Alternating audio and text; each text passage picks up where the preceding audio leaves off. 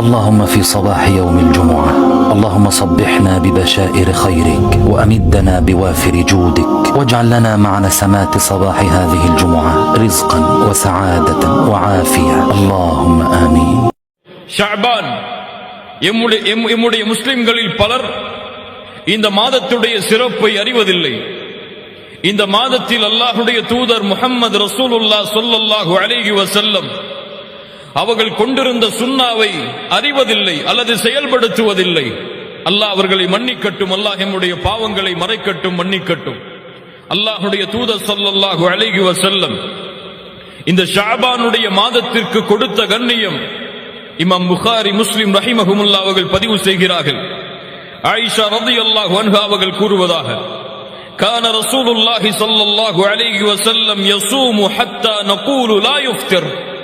சுப்ஹானல்லாஹ், அல்லாஹ்வுடைய தூதர் எப்படி நோன்பு நோற்பார்கள் என்றால் தொடர்ச்சியாக நோன்பு நோற்று கொண்டே வருவார்கள். அவர்கள் நோன்பை விடமாட்டார்களா என்று நாங்கள் எண்ணுவோம்.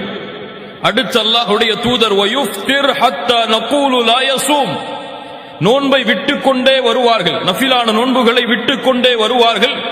நாங்கள் நினைப்போம் எப்போது அல்லாஹ்வுடைய தூதர் மீண்டும் நஃபிலான நோன்பை நோற்பார்கள் என்று.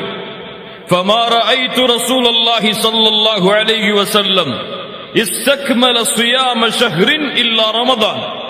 முழுமையான முழு மாதமும் அல்லாஹ்வுடைய தூதர் ரமதானை தவிர வேறு எந்த மாதத்திலும் நோன்பு நோற்றது கிடையாது. وما رأيته أكثر صياما منه في شعبان.